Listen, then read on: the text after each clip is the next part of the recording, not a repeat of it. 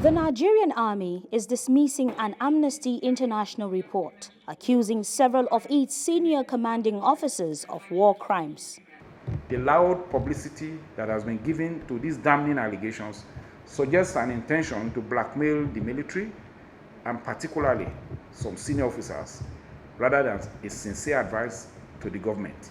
Amnesty says it has evidence backing up its claims that the senior officers were aware that troops under their command were involved in the murder, starvation, suffocation, and torture of more than 8,000 people in their fight against Boko Haram. We did manage to conduct 6 field missions to all of the 3 states that we're covering in this report. We managed to conduct more than 400 interviews with victims and witnesses of violations with families. Our researchers visited detention facilities, so we know firsthand what we're talking about.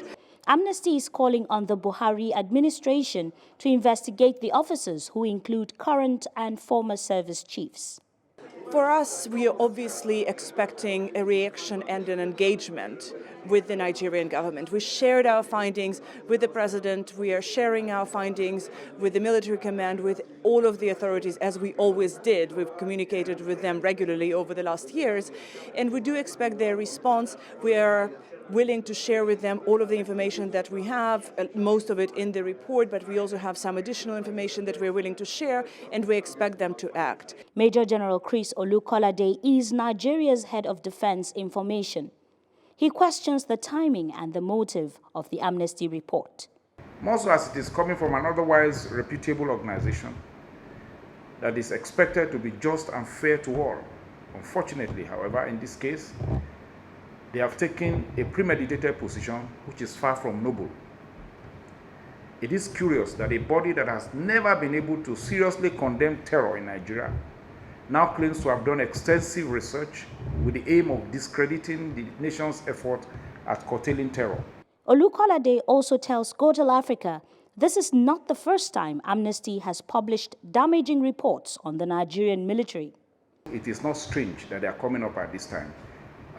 Previous efforts have been made to assure them of the stance of the Nigerian military against abuse of human rights. But for whatever purpose, they have taken a position that is obviously premeditated. Amnesty International says a copy of the report has been submitted to the office of President Muhammadu Buhari.